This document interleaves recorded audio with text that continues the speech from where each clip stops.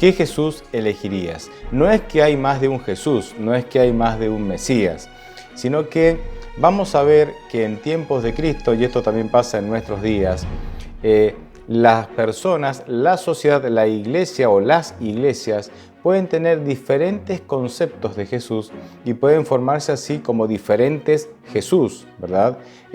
Cada uno con una definición diferente y de cada uno se esperan cosas diferentes. Cuando Cristo vino a la tierra a cumplir con el propósito que Él tenía, que el Padre le había determinado, Él eligió a un pequeño grupo de 12 discípulos más cercanos y un grupo mayor también de discípulos.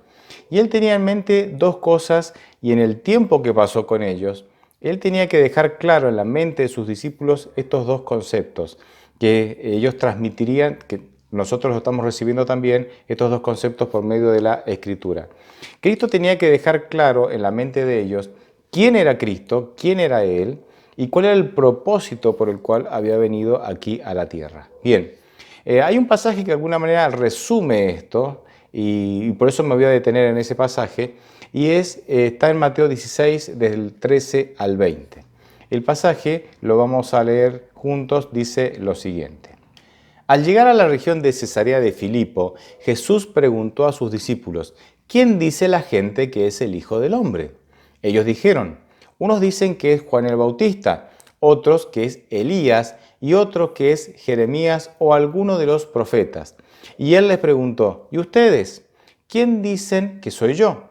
Simón Pedro respondió, tú eres el Cristo, el Hijo del Dios viviente. Entonces Jesús le dijo, bienaventurado eres, Simón, hijo de Jonás, porque no te lo reveló ningún mortal, sino mi Padre que está en los cielos. Aquí Jesús quiso dejar en claro en la mente de los discípulos quién es Él, pero lo hace a través o por medio de algunas preguntas. Por ejemplo, en el versículo 13 y 14, Jesús pregunta, ¿quién dice la gente que es el Hijo del Hombre? Es decir, ¿qué dice la gente que soy yo? ¿Quién dice la gente que soy yo? Bien, la respuesta, hubo 4 respuestas, ¿sí? Entre el versículo 13 y 14 hubo 4 respuestas y comienzan diciendo, bueno, algunos dicen que eres Juan el Bautista. Parece que Juan el Bautista muere el mismo año, es encarcelado por Herodes y matado por Herodes, el mismo año del comienzo del ministerio de Cristo. Y algunos, evidentemente había una similitud entre la manera en que Juan proclamaba la venida del reino y la manera en que Jesús proclamaba la venida del reino. Cuando nosotros vemos en el Evangelio, Jesús comienza su predicación en el mismo punto donde la deja Juan el Bautista, proclamando la venida del reino de Dios. El reino de Dios se ha acercado, es una frase común en ambas predicaciones. Bueno, de alguna manera las personas parece que creían que Jesucristo era como era la resurrección de Juan el Bautista. Otros dicen que eres Elías. En Juan 1:21 también es interesante que también se le pregunta a Juan el Bautista si él es Elías. ¿Por qué?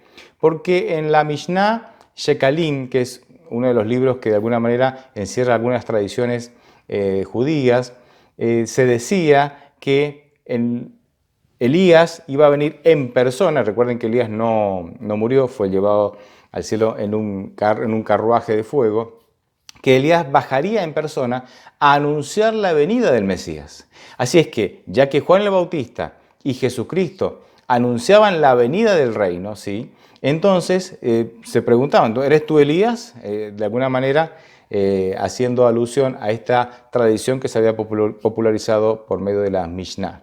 La tercera respuesta es Jeremías. ¿Sí? Algunos dicen que tú eres Jeremías. ¿Por qué? Bueno, posiblemente la manera en que exhortaba y en que rogaba cuando predicaba a Cristo se parecía a Jeremías. El mensaje también, que era un mensaje de arrepentimiento, ¿sí? También tenía que ver con Jeremías, que predicó también el arrepentimiento a un pueblo impenitente, un pueblo que estaba sumergido en el pecado. Y la cuarta respuesta dice, un profeta. Y esto seguramente es una alusión a Deuteronomio 18:15, porque en ese pasaje Dios le dice a Moisés que en el futuro él levantaría a un profeta tal como era Moisés. Así que dijeron, bueno, tal vez es este profeta que Dios había dicho por medio de Moisés que se levantaría. ¿Cuál es el punto aquí, la enseñanza? ¿Cuál es el punto clave de esta primera parte que hemos leído? Las personas comienzan a conocer a Dios por medio de la asociación. Es decir, ellos relacionan lo que conocen de Dios con algunas cosas o con otras personas y a partir de ahí se va formando, se va construyendo la imagen de Dios, se va construyendo el concepto de Dios en las mentes de las personas. Dios mismo hace esto, Dios mismo también usa la asociación, Dios mismo también usa la comparación para darse a conocer. Por ejemplo, Dios dice que es como un cordero, o sea, el cordero tiene como características de Dios, manso, ¿verdad? Dice que las gallinas también, ¿no? ¿Cuántas veces dice Jehová quiso juntar a Jerusalén como las gallinas junta a sus polluelos bajo las alas? O sea, esa imagen protectora de la gallina de alguna manera también está asociada con la protección de Dios. El águila que sobrevuela y cuida a sus pichones, la mujer que busca la dracma perdida, ¿sí? Que barre la casa y busca, hay dioses como esa mujer que busca el perdido. Dios se lo compara también con un pastor, etcétera, etcétera, etcétera. Es decir, nosotros vamos construyendo nuestro concepto de Dios por medio de la asociación, ¿sí? Y Dios también usa este método. La pregunta para reflexionar hasta aquí sería, ¿con quién nos asocian las personas cuando nos ven? Cuando nos ven hablar, cuando nos ven actuar, cuando ven los valores que tenemos, cuando ven cómo gastamos el dinero, cuando ven lo que hablamos y cómo hablamos. ¿Con quién nos asocian las personas? De alguna manera nosotros evocamos algún recuerdo de cómo podría ser Dios. De alguna manera nuestra conducta, nuestros valores, nuestra manera de pensar, nuestra mirada, nuestro carácter, hace que las personas se acerquen a Dios. Somos un puente. ¿Las personas logran asociar algo de Dios con nosotros o con alguna característica nuestra? Primer pregunta de reflexión. Pero sigamos. Tenemos ahora en el versículo 15 una pregunta directa de parte de Jesucristo. Dice el versículo 15, y Jesucristo les preguntó, ¿y ustedes? ¿Quién dicen que soy yo? O sea, primero Jesucristo va de lo desconocido a lo conocido. ¿Qué dice la gente? ¿Qué soy yo? Bien, las respuestas. Bueno, ahora ustedes. ¿Quién dice que soy yo? ¿Quién soy yo para ustedes? Y esta es una pregunta directa, es una pregunta directa. Tan directa es esta pregunta que por alguna razón 11 de los discípulos guardaron silencio. Y aquí yo sé que podemos especular y podemos sacar como diferentes ideas. ¿Por qué guardaron silencio? ¿Porque Pedro se apresuró a hablar y no les dio tiempo? ¿Porque no estaban seguros? ¿Porque no creían en estas 4 respuestas? O sea, no tenían el mismo concepto de la gente, no creían ni que era Elías, ni que era Juan, ni un profeta. O sea, ¿por qué? No sé. Y aquí uno puede empezar a especular un poco. Pero lo cierto es que ellos no respondieron salvo Pedro. Y entonces ese silencio muchas veces grita. Ese para mí hay un punto a resaltar en todo esto. Ese silencio muchas veces grita. Nuestros silencios muchas veces gritan lo que somos y lo que creemos. Más de una ocasión me ha tocado alguna situación, porque me lo han contado en los lugares donde nos ha tocado ministrar, de personas que, por ejemplo, estudiantes que vienen a pedirme una carta para poder respetar, para poder guardar el sábado en la universidad, que no le tomen examen, no cursar, ¿sí? Y al mismo tiempo, después nos enteramos que en el mismo curso, donde este estudiante estaba luchando para guardar el sábado, habían otros adventistas que, o sea, iban el sábado, o sea, rendían en sábado, cursaban en sábado, no tenían problema. El silencio de ellos habla. Así como las acciones de este otro muchacho que quiere, o chica que quiere ser fiel, también habla. Ha pasado con adultos también, ¿sí? Que ante determinados trabajos, si les tocaba ir un sábado, iban. O sea, y otros no, que luchando, ¿no? Y uno de alguna manera aconsejando para ver cómo poder hacer para que ellos pudieran guardar el sábado. Nuestro silencio habla. Porque me acuerdo una vez, y esto no ha pasado una vez, muchísimas veces, un profesor que dice, miren, en mi cátedra tengo 3 alumnos adventistas, pero solo usted me está de alguna manera insistiendo para que yo cambie una fecha de examen. O sea, el silencio de los otros gritaba tal vez más fuerte que el deseo de ser fiel de este muchacho. Para meditar. Este es un punto para meditar. Nosotros, si no hablamos con la boca, hablamos con nuestras acciones. Indudablemente que es así. Bien, viene entonces ahora el versículo 16 y 17, en donde Pedro se adelanta y de esa manera él da una declaración que, a ver, no es de él, porque el texto lo dice, no te lo ha revelado ningún mortal, no te lo reveló ni carne ni sangre, dice la versión tradicional. Pero leamos el versículo.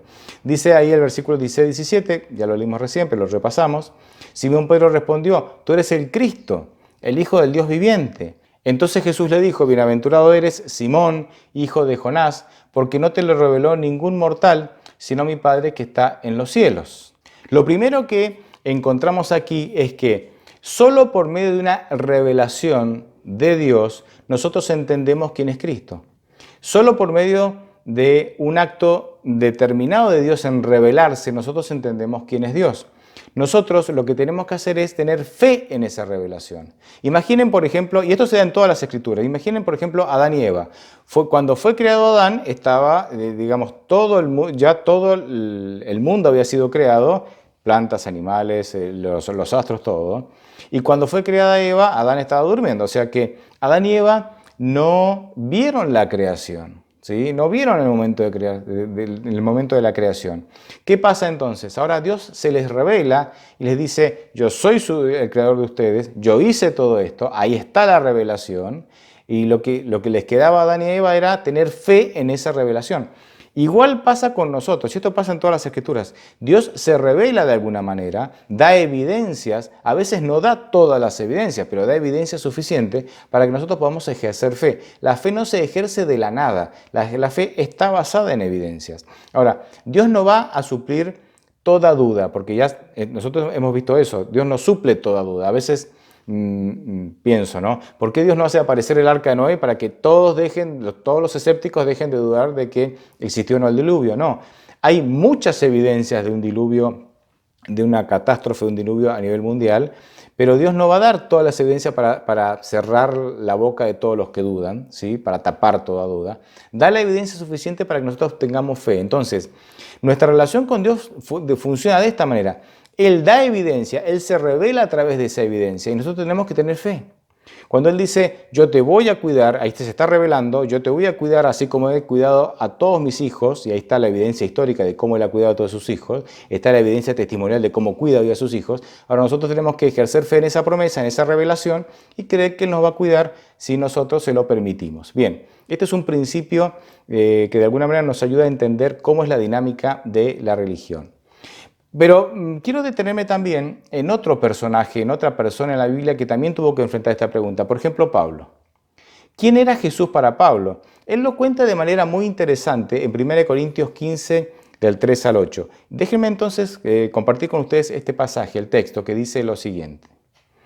En primer lugar, les he enseñado lo mismo que yo recibí, que, conforme a las Escrituras, Cristo murió por nuestros pecados, que también conforme a las Escrituras fue sepultado, y resucitó al tercer día, y que se apareció a Cefas, y luego a los 12. Después se apareció a más de 500 hermanos a la vez, de los cuales muchos aún viven y otros ya han muerto. Luego se apareció a Jacobo, después a todos los apóstoles, y por último se me apareció a mí, que soy como un niño nacido fuera de tiempo. Lo interesante es que lo que cambió la vida del apóstol Pablo no fue una reflexión intelectual que él tuvo encerrado, digamos, en su oficina. Él era un teólogo, así que no fue una reflexión así, sino que lo que fue un encuentro con Cristo. Él presenta aquí las cosas de la siguiente manera. Él presenta su testimonio, que se me apareció a mí, claro. También presenta la evidencia de las Escrituras, porque él comienza el pasaje diciendo que Jesús muere y resucita conforme a las Escrituras. O sea, su creencia está basada, sus creencias en cuanto a quién es Cristo, están basadas en las Escrituras. Pero también en el testimonio de otros. Dice, porque se le apareció a Pedro, a Cefas, dice, ¿no? A Pedro, a los 12 apóstoles, se le apareció a Santiago y a más de 500, de los cuales muchos aún viven. Es decir, para Pablo, Jesús era un personaje histórico. Jesús podía ser comprobado por la historia. O sea, la historia daba evidencias de que Jesús existía. Y aquí hay una combinación muy interesante. Es la combinación de testimonio y evidencia histórica. Siempre vamos a dar testimonio. De hecho, Dios quiere que la predicación sea a través del testimonio. Hechos 1:8 dice, me seréis testigos en Judea, Samaria y hasta en Jerusalén y hasta el último de la tierra. El testimonio siempre va a estar presente. El endemoniado gadareno que es liberado quiere acompañar a Jesús y dice, no, ve a los tuyos y cuéntales cuán grandes cosas hizo Dios por ti. La predicación tiene que ser por testimonio, pero también tiene que tener evidencias, porque a algunos no les alcanzará el testimonio. Y entonces las evidencias son importantes. ¿Evidencias de qué? En las Escrituras, evidencias en los testimonios de las experiencias que otras personas están teniendo con Cristo y en los testimonios personales también. Ese equilibrio entre testimonios y evidencias es fundamental y es bíblico. Vemos que los apóstoles también hicieron esto. Mateo hizo esto también. Pedro hizo esto. O sea, vemos esa estructura. No alcanza a veces solo con el testimonio, aunque es importantísimo. A veces sí, pero no siempre alcanza. A veces también tenemos que dar evidencias de lo que creemos. Por ejemplo, 1 Pedro 3:15, Pedro va a decir esto con toda claridad cuando declara, manténganse siempre listos para defenderse con mansedumbre y respeto ante aquellos que les pidan explicarles la esperanza que hay en ustedes. Clarito. Pedro dice, tienen que tener ustedes la capacidad de explicar por qué creen en lo que creen, por qué creen que Cristo es el Mesías y por qué creen que Cristo actúa así en sus vidas. Eso, de alguna manera, nos tiene que impulsar a buscar a Dios en su palabra, que es la mayor y mejor revelación que tenemos de Dios, y en oración para obtener de Dios sabiduría y discernimiento, de tal manera que nosotros podamos entender cómo dar razones de nuestra fe, cómo explicar lo que creemos y por qué lo creemos. Y ahora tengo que volver al título. ¿Qué Jesús elegirías? Ahí en el título ustedes vieron una ilustración que fue puesta con un propósito determinado. Por acá vemos a Jesús entrando en el domingo, en la entrada triunfal, domingo previo a su crucifixión, en la entrada triunfal, como entrarían los reyes de Israel montados sobre un pollino. Y de este lado vemos a un Jesús crucificado. ¿Por qué? Y son dos conceptos diferentes, o sea, por lo menos para la sociedad de Cristo, y también les aseguro que para nosotros, dos conceptos de Jesús. Porque la pregunta que viene a mi mente es, ¿qué Jesús quiero yo? ¿A cuál quiero elegir? ¿Al que va a ser rey? ¿Al que me va a solucionar todos los problemas? Porque ellos pensaban, el Mesías era alguien que se iba a coronar rey y que me va a solucionar todos los problemas. Va a echar a los romanos, va a hacer que seamos una nación grande, que viviremos de los tributos y los impuestos de las naciones vecinas. Vamos en la gloria. O sea, yo quiero ese Mesías, ¿sí? O quiero el Mesías que está crucificado, muriendo por mis pecados para darme vida eterna. Son dos conceptos de Mesías diferentes. Por lo menos en la época de Jesús es así. Lo que las personas no entendían, y que a veces nosotros tampoco, creo que muchas veces nosotros tampoco, es que ambos conceptos no tienen que divorciarse, no tienen que pertenecer a dos Mesías diferentes. Porque Dios quiere cuidarte todos los días, sí, pero también quiere salvarte eternamente. Romanos 8:32 nos dice que aquel que no escatimó a su Hijo, sino que lo entregó para salvarnos a nosotros, ¿cómo no nos dará con Jesús todas las cosas? Este versículo de alguna manera hermana estos dos conceptos diferentes de Jesús y dice, no, un mismo Mesías puede cumplir con ambos conceptos. ¿Quiere cuidarte todos los días? Claro que sí, claro que sí. ¿Cuántos pasajes hay que nos hablan de que Jesús quiere cuidarnos todos los días? Mateo 6, pasajes preciosos. Dios cuida a los pájaros y a las plantas. Ustedes son más que pájaros y plantas, también los cuidará a ustedes. Tantos otros pasajes. Y este Jesús, este Dios que quiere cuidarte todos los días con tus necesidades diarias y desafíos diarios, también quiere salvarte. Por eso vino a morir en la cruz. Ahora, hay algo que en nuestra naturaleza caída Es un desafío para Dios, pero obviamente para Dios no es imposible. Y ahí está nuestra esperanza. Dios quiere darte todo lo que vos quisieras tener, pero Dios quiere también salvarte. Y lamentablemente nuestra condición caída no siempre puede darnos las dos cosas.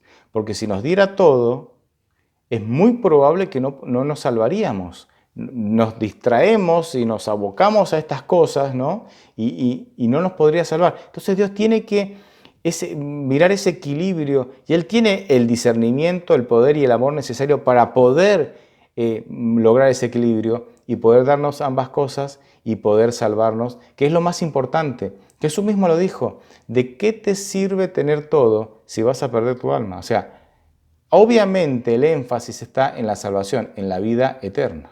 Y es después de esta conversación en donde Cristo hace una declaración que genera como un punto de inflexión, como un punto bisagra en la relación que tienen los discípulos con Cristo. Hasta el versículo 17 que leímos, ahí Cristo les dice, bien, ahora ustedes por revelación divina ya saben que yo soy persona divina, que yo soy el Cristo, que yo soy el Hijo de Dios, que yo soy una persona divina. Bien, eso es lo primero que yo quería enseñarles. Ahora les tengo que enseñar lo segundo. ¿Qué es lo segundo? ¿Cuál es el propósito? ¿Cuál es mi propósito como Mesías? Dice Jesús. Bien, y entonces ahora viene el versículo 21, es decir, Mateo 16, 21, que dice lo siguiente. Desde entonces, Jesús comenzó a explicar a sus discípulos que Él debía ir a Jerusalén y padecer mucho a manos de los ancianos, de los principales sacerdotes y de los escribas, y morir y resucitar al tercer día. ¿Cuál es el mensaje que el Señor quiere darles aquí a los discípulos y también a nosotros, ¿no? El mensaje es, miren, las cosas no van a salir como ustedes creen, porque ustedes tienen un concepto equivocado de mí. Ustedes creen que yo soy un Salvador que solo se ocupa de las circunstancias inmediatas, de los problemas de todos los días. Y se olvidan que yo, aunque me interesa eso, también los quiero salvar, también les quiero regalar la vida eterna. Entonces, el mensaje es el siguiente, miren, las cosas no van a salir como ustedes creen, pero tranquilos, estoy siguiendo un plan. Y el plan encierra cuidarte todos los días, pero también salvarte eternamente. Confíen en mí. Mis planes son superiores. Jeremías 21 dice esto, ¿verdad? Los planes de Dios son superiores a los nuestros. Y a veces, cuando nosotros abrazamos con demasiada fuerza nuestros planes, cuando nosotros abrazamos con demasiado énfasis nuestros planes, perdemos de vista los planes de Dios, que son los mejores planes. Así lo dice Jeremías 29, son los mejores planes. Dios quiere ayudarte todos los días, pero también quiere salvarte. Nosotros tenemos una visión muy corta, muy estrecha de lo que es el plan de salvación y Dios quería corregir eso. Entonces, hasta ahora Jesucristo les ha enseñado, no quiere decir que los discípulos lo aprendieron, como nosotros tampoco aprendemos las cosas en la primera vez que nos explica, ¿no? La primera vez que Dios nos las revela. Hasta ahora yo les he explicado, ¿quién soy? Soy el Hijo de Dios, soy Dios, soy una persona divina. ¿Y cuál es mi propósito? Mi propósito es darte vida eterna. Y para eso tengo que morir. ¿Por qué tengo que morir? Porque vos tendrías que morir. Porque yo tendría que morir. Pero yo que te amo, porque te amo, vengo a morir en tu lugar. Y es esa la segunda gran lección que Jesucristo quería darles a los discípulos. Miren, los discípulos eran, vamos a decirlo así, víctimas de la teología de la época. Porque en la época de Cristo se había de alguna manera, esto es largo de contar, pero en otro momento lo podemos hacer, en la teología de la época se había generado, por medio de las tradiciones, se había generado la imagen de un Mesías así, salvador, que te iba a librar de los problemas inmediatos. El concepto del reino de Dios era netamente terrenal. O sea, miren, Hechos capítulo 1, Jesús está ascendiendo, y todavía los discípulos dicen, ¿cuándo instaurarás tu reino aquí? Y Jesucristo en un acto de misericordia dice, no les toca a ustedes conocer los tiempos de nuestro Padre, ¿verdad? Nuestro Padre Celestial ha determinado. Todavía ellos no habían terminado de entender que el reino de Dios no era terrenal, sino que era celestial. Pero Jesús usa un método interesantísimo y hasta el día de hoy usa un método muy interesante para que nosotros entendamos quién es Él y cuál es su propósito. Él usa las circunstancias. No es lo único que usa, pero me voy a detener en esto. Él usa las circunstancias. Nosotros somos personas en donde lo que más deseamos es que Dios cambie mis circunstancias.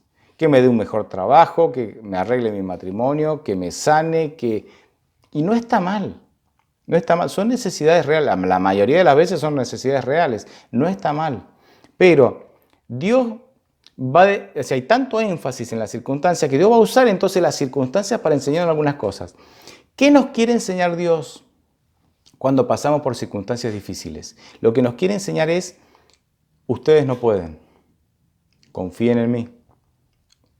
Ustedes no tienen la fuerza ni la capacidad. Ustedes son vulnerables, ustedes son débiles. Confíen en mí. Entréguenme su vida a mí. Yo me voy a hacer cargo de ustedes. Las circunstancias nos empujan a entender lo vulnerable que somos. Más de una vez me ha pasado de personas que me visitan o me llaman o hablo con ellas y me cuentan, ¿verdad?, algún problema que algunos se lo buscaron, otras veces no se lo buscaron, les cayó desde arriba, ¿no?, que como suele pasar en esta vida. Y yo les suelo hacer una pregunta: ¿y cómo te sentís ante estas circunstancias? Y la respuesta siempre ha sido la misma. Y me siento vulnerable, me siento que no puedo, siento que esto me sobrepasa, es como una ola del mar, ¿no? Me sobrepasa, me tapa. Y Dios quiere que llegues a eso. O sea, Dios no genera los problemas para que vos sufras, pero los problemas que son parte de esta vida, porque Dios nos dijo que son parte de esta vida porque vivimos en un conflicto entre el bien y el mal, los problemas que son parte de esta vida, Dios los va a utilizar para que vos entiendas tu fragilidad y para que vos confíes en Él. Para que entiendas que no tenés poder para vencer la tentación, para que entiendas que es peligroso seguir tus planes de manera independiente de Dios. Pero quiero de alguna manera alentarte, motivarte. ¿Por qué? Porque si bien las circunstancias no son lindas, muchas veces las circunstancias que nos toca vivir no son lindas, no son deseables, y Dios las utiliza para nuestro bien en el sentido que nos hacen ver lo que realmente somos, aun por malas que sean, son insignificantes en relación a lo que nos espera. Fíjense cómo lo dice Pablo, 2 Corintios 4, 17, 18. Fíjense lo que dice, cómo Pablo lo describe. Dice: porque estos sufrimientos insignificantes y momentáneos producen en nosotros una gloria cada vez más excelsa y eterna. Por eso no nos fijamos en las cosas que se ven, sino en las que no se ven. Porque las cosas que se ven son temporales, pero las que no se ven son eternas. Me encanta este versículo. Pablo dice: no fijo la mirada, el énfasis, no me enrosco en mis pensamientos, en los sufrimientos que me tocan vivir ahora, porque dice, son insignificantes y momentáneos. Insignificantes en relación a la gloria increíble que será vivir la vida eterna junto a Cristo. Y momentáneos porque sí, son momentáneos. Porque pertenecen a esta vida y esta vida es momentánea, esta vida es pasajera. Y dice, claro, dice, los problemas de hoy generan, el texto dice, producen en nosotros una gloria cada vez más excelsa, es decir, un deseo de aquella porque, claro, aquello será indescriptible, sería imposible describirlo. Dice, por eso no nos fijamos en las cosas que se ven. ¿Qué son las cosas que se ven? Los problemas.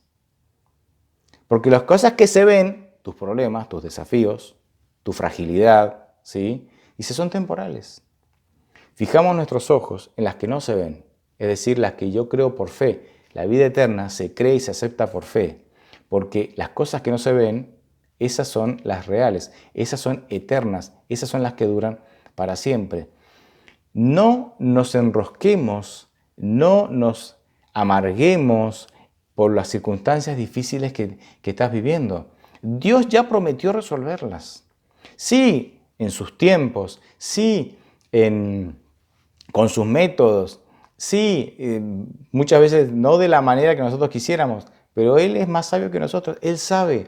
Y mientras va resolviendo o te va guiando en el proceso de resolución, Él va forjando también en nosotros en vos y en mí, el deseo de algo mejor, el deseo de algo diferente a lo que vivimos en este mundo. Me gustó mucho un capellán de una clínica que escuché hace un tiempo, un breve testimonio que él dio. Y él dice, yo no siempre fui capellán de esta clínica, pero desde que soy capellán de esta clínica, anhelo más y todos los días que Jesús venga a buscarnos. Porque, claro, imagínense, en la clínica nunca hay buenas noticias, ¿no? ¿Quiénes van a la clínica? Los que están necesitados, enfermos, de todo tipo. Dice, yo todos los días enfrento dolor, enfrento muerte, enfrento casos que no tienen remedio. Ese dolor constante, esa miseria constante que veo todos los días, hace que yo anhele que esto se acabe. Y si yo pudiera hacer algo para que Cristo venga hoy, lo haría. ¿Ven? Las circunstancias nos animan a esperar y, ¿por qué no?, como dice las Escrituras, a apresurar la segunda venida para que se termine este mundo lleno de dolor.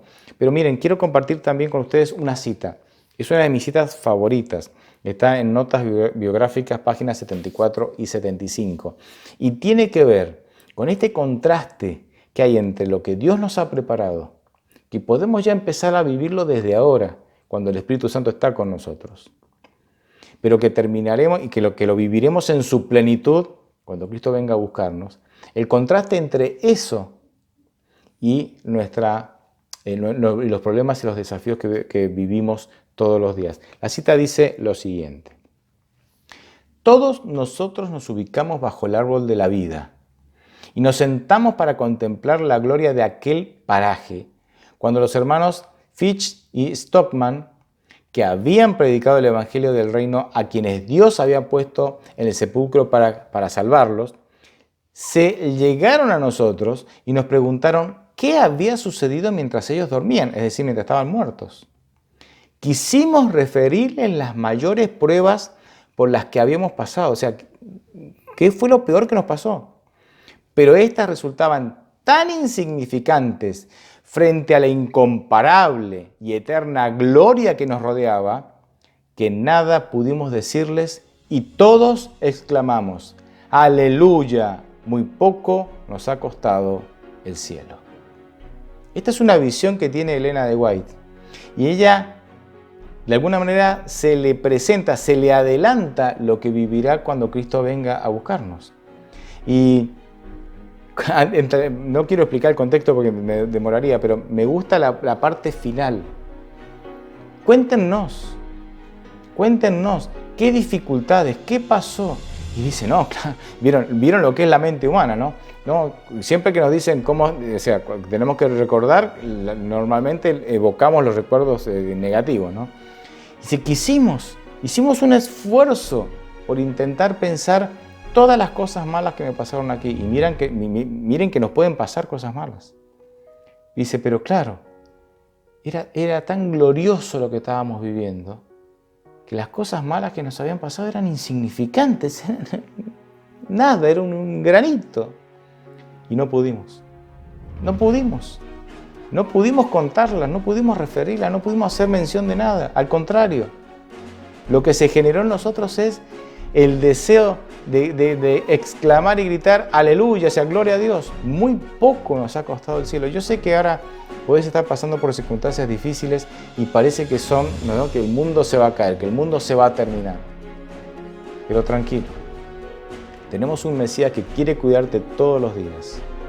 Y tenemos un Mesías que usa las circunstancias de la vida para que vos te des cuenta y que yo me dé cuenta lo insignificante que somos. Y de esa manera podamos buscarlo más, orar más, confiar más, entregarle nuestra vida todos los días. Ojalá esa sea nuestra realidad, porque les aseguro que lo mejor que hoy realmente podemos hacer es predicar el Evangelio para apresurar la segunda venida de Cristo, que Cristo venga de una vez por todas y de esa manera poder irnos al reino de los cielos y vivir estas experiencias que Pablo menciona, que Elena menciona, que las Escrituras mencionan en tantos pasajes. Porque, no sé vos, pero yo ya estoy cansado de vivir en este mundo con todas las miserias, los dolores, con el orgullo con el cual luchamos todos los días. Ojalá podamos hacer lo necesario para que Cristo venga y de esa manera irnos con Él. Es lo mejor que nos puede pasar. Dios te bendiga.